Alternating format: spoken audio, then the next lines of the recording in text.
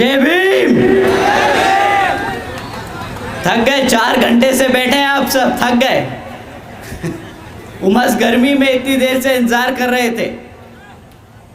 पहले मैं लेट हुआ, उसके लिए मैं आप सबसे क्षमा मांगता हूँ।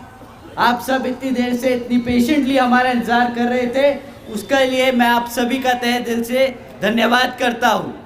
अब एक बार ऐसा जय भीम बोल दीजिए कि हमें लगे कि हमारी गलती के लिए आपने हमें माफ कर दिया। जय भीम।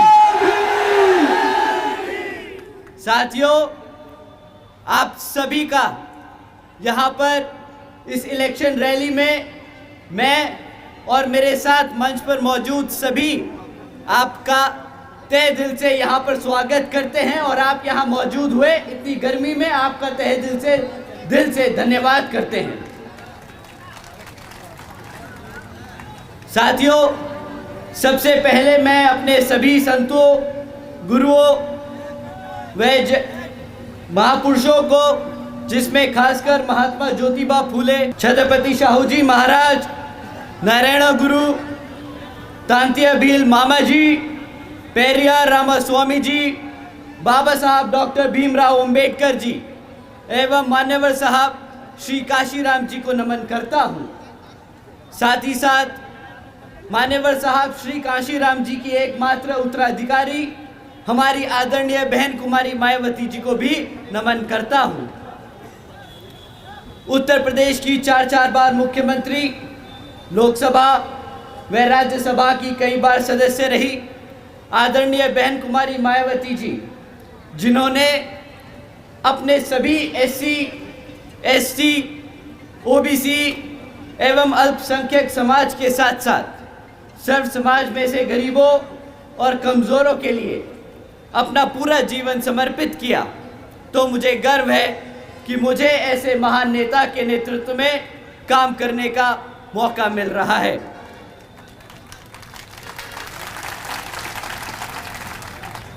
मैं आदरणीय बहन कुमारी मायावती जी का हार्दिक अभिनंदन और आभार व्यक्त करता हूँ।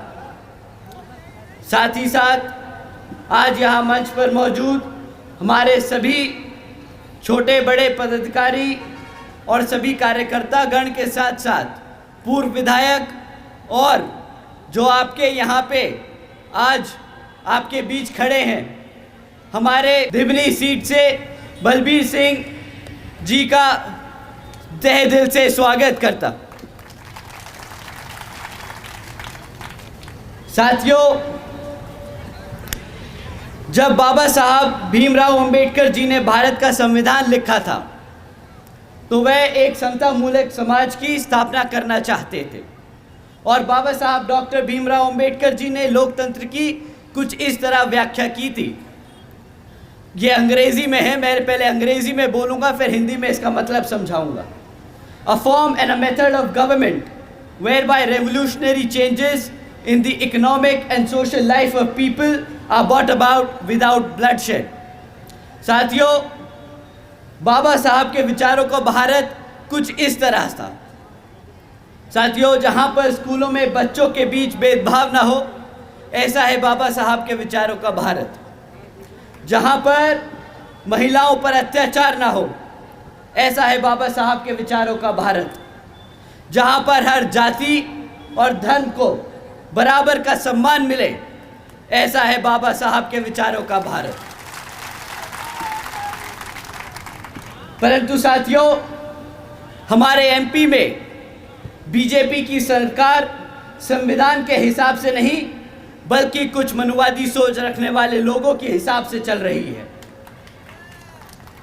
साथियों, श्रीमती भारती कसडेकर जी और उनके परिवार के बारे में आप सभी जानते हैं कि किस तरह इनके परिवार के 5 सदस्यों की हत्या कर दी गई।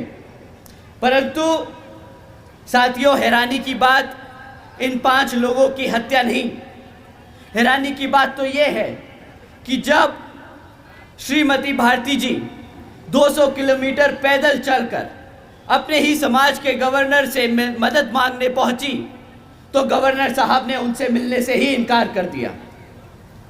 जिस सरकार में अपने ही समाज के लोग मदद करने से इनकार कर दे, वो सरकार के बारे में मैं क्या ही कहूं। साथियों, क्या इसी तरह की सरकार को आपने वोट करके सत्ता में लाने के लिए कहा था?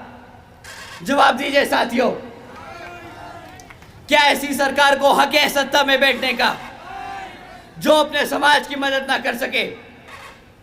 साथियों, आपने रामजी लाल अहिरवार जी का भी नाम सुना होगा। जी साथियों, मैं उन्हीं रामजी लाल अहिरवार जी की बात कर रहा हूं जिनकी दो मनुवादी सोच रखने वालों ने पीट पीट कर हत्या कर दी, सिर्फ इस बात पर कि उन्होंने उन्हें सिगरेट के लिए माचिस नहीं दी। साथियों, ये उस सरकार का शासनकाल है जो तरक्की की बात करते हैं, जो दावा ठोकते हैं कि हमने भारत को पहला पिछड़े समाज से प्रधानमंत्री दिया। क्या उस भारत के प्रधानमंत्री के उस प्रधानमंत्री के भारत में ऐसा शासनकाल चल रहा है जहां पे हमारे समाज के इस व्यक्ति को एक माचिस की तिल्ली ना देने पर मार मार के हत्या कर दी जाए? बताइए साथियों, ऐसा है क्या ये भारत? साथियों, अभी 4 दिन पहले की बात है, आप सबने सुना होगा कि किस तरह एक 15 साल की बच्ची का बलात्कार कर उस उज्जैन की सड़कों पर फेंक दिया मरने के लिए। यहाँ पर साथियों, ये सिर्फ कुछ घटनाएं हैं उन 16,950 में से जिनके आज भी परिवार दर्द से गुजर रहे हैं, जिनका दुख हम शब्दों में बयान नहीं कर सकते। उस कांग्रेस और बीजेपी वालों की अगर मैं दोनों शासनकाल के दिन मिलाकर आप सबके सामने रख दूं तो वो भी कम पड़ जाएंगे जितने यहाँ पे पिछले 5 साल में हत्या और कांड हुए हैं।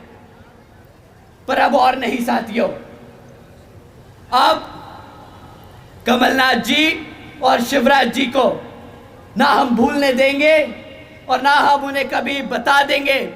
हम उन्हें बता देंगे कि पिछले 5 साल में 16,950 से हमारे परिवारों के सदस्यों के अत्याचारों का बदला हम मध्य प्रदेश की हर एक विधानसभा पर बसपा का परचम लहरा कर लेंगे। साथियों, शिवराज जी ने वादा किया था बहुजन समाज को प्रतिनिधित्व देने का। साथियों, शिवराज जी ने वादा किया था हर वर्ष 10 लाख नौकरियां देने का। साथियों, शिवराज जी ने वादा किया था सरकारी कॉलेजेस में मुफ्त शिक्षा देने का। साथियों, आज मैं आप सबसे पूछता हूं, क्या उनमें से कोई भी वादा पूरा हुआ? कोई भी वादा पूरा हुआ? साथियों, उन वादों को तो ना ही पूछे तो अच्छा होगा, पर जो काम इन्होंने हर करके दिखाए हैं वो काम मैं आपके सामने एक बार रख के दिखाता हूं। शिवराज जी की सरकार नंबर 1 पे पहुंच गई पूरे भारत में हमारे बुजुर्गों पे अत्याचार करने में। शिवराज जी की सरकार नंबर 1 पे पहुंच गई हमारे SC, SC, OBC के साथ साथ अल्पसंख्यक समाज पर अत्याचार करने में। शिवराज जी की सरकार नंबर 1 पर है हमारी बहन बेटियों पर अत्याचार करने में। साथियों, ये बीजेपी की सरकार इतनी बेशरम है कि जब इनकी गृह मंत्री से पूछा जाता है कि यहाँ पर इतना आतंक क्यों है, तो उनका जवाब आता है कि भाई यहाँ की पुलिस हर केस दर्ज करती है, इसलिए यहाँ पे क्राइम ज़्यादा लगता है। साथियों, जब कोई आदमी ये सफाई दे तो सिर्फ 2 चीज़ें सामने आती हैं। पहली तो या तो हम सब पे वो उस पद पर बैठ के बहुत बड़ा एहसान कर रहे हैं, या फिर वो आदमी बहुत ही बड़ा बेवकूफ़ और निहायती गधा है। दोनों ही मामलों में साथियों उस आदमी को पद पर बैठने का कोई हक नहीं, और जिस मुख्यमंत्री की सरकार में ऐसे काम होने लगे उस मुख्यमंत्री को भी उस सत्ता पे बैठने का कोई हक नहीं। तो साथियों, आज इन्हीं हरकतों की वजह से बीजेपी घबराई हुई है और उन्होंने अपने केंद्र मंत्री को यहां पर चुनाव लड़ने के लिए भेजा है। पर यहां शायद वो भूल गए हैं कि बसपा ने यहां पर 2 बार मुख्यमंत्री को हराकर वापस भेजा है। तो ये केंद्रीय मंत्री आपके सामने कुछ नहीं। तो साथियों, अब समय आ गया है इस बेकार सरकार को जवाब देने का। साथियों, इस चुनाव में आपको इनके खिलाफ वोट डालकर बसपा को विजय बनाना होगा। और साथियों, कांग्रेस तो इतनी नालायक है कि बेचारों के पास इतने साल सत्ता में रहने के बाद भी आपके बीच आकर कुछ काम बताने को नहीं है। आती है, हर 5 साल में एक मैनिफेस्टो जारी करती है और फिर भूल जाती है। और उसके पास सबसे दूसरा बड़ा हथियार क्या है? हमारे को रोकने के लिए, हमारे साथियों को गुमराह करने के लिए कि बीएसपी बीजेपी की बी टीम है। वो ज्यादा से ज्यादा बस यही बोल सकते हैं। साथियों, ये आपको गुमराह करने के हथकंडे हैं और कुछ नहीं। इनके इस हथकंडों से आपको घबराना नहीं और आपको बिखरना नहीं। सरकार से वो बेचारे घबराते हैं। वो घबराते हैं इस बात से कि अगर बीएसपी सरकार में आ गई तो यहाँ पर भी हमारे एससी, एसटी, ओबीसी एवं अल्पसंख्यक समाज के साथ साथ सर्व समाज में से गरीबों और कमजोरों वर्ग की भी उसी तरह इज्जत और सम्मान से के साथ जीवन व्यापन हो पाएगा जिस तरह से यूपी में पिछले 5 साल में रहा जब बहन जी का शासनकाल था।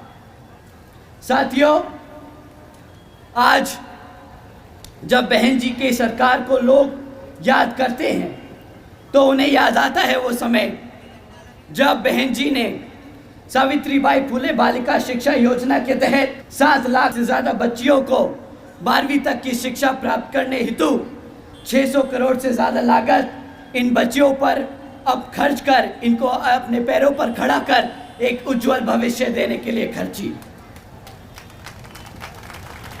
साथियों, उन्हें याद आता है वो समय जब बहन जी ने देश में पहली बार सरकारी कॉलेजेस के स्टूडेंट हॉस्टल्स में अन्य पिछड़े वर्गों के छात्रों के लिए 27% आरक्षण की व्यवस्था तय की।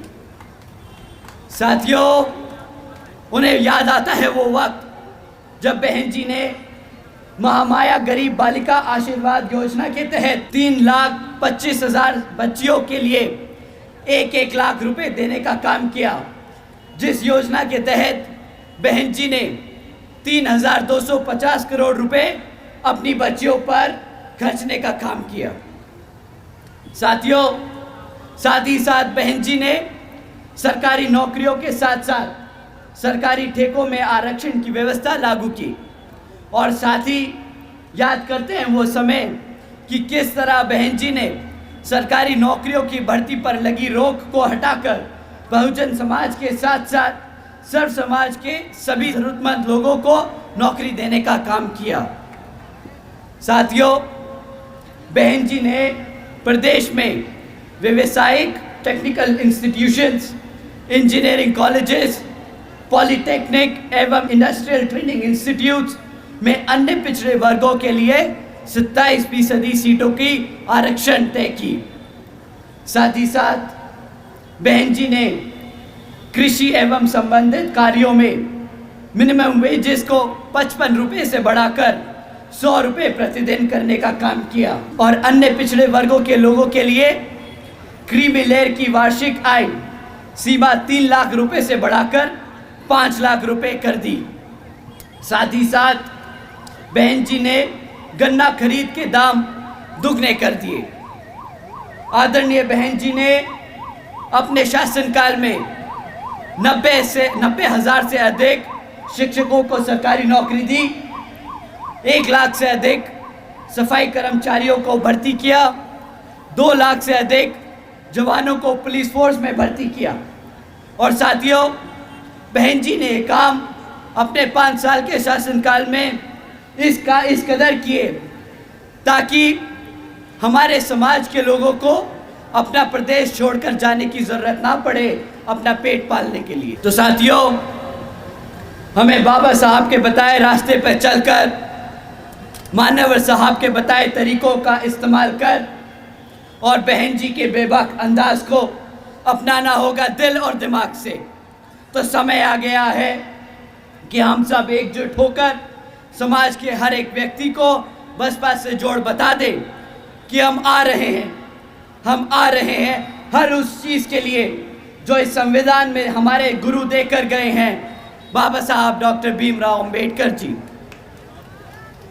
साथियों, इन्हीं कुछ बातों को ध्यान में रखकर बीएसपी ने जीजीपी के साथ गठबंधन कर यहाँ पर चुनाव लड़ने का निर्णय लिया है।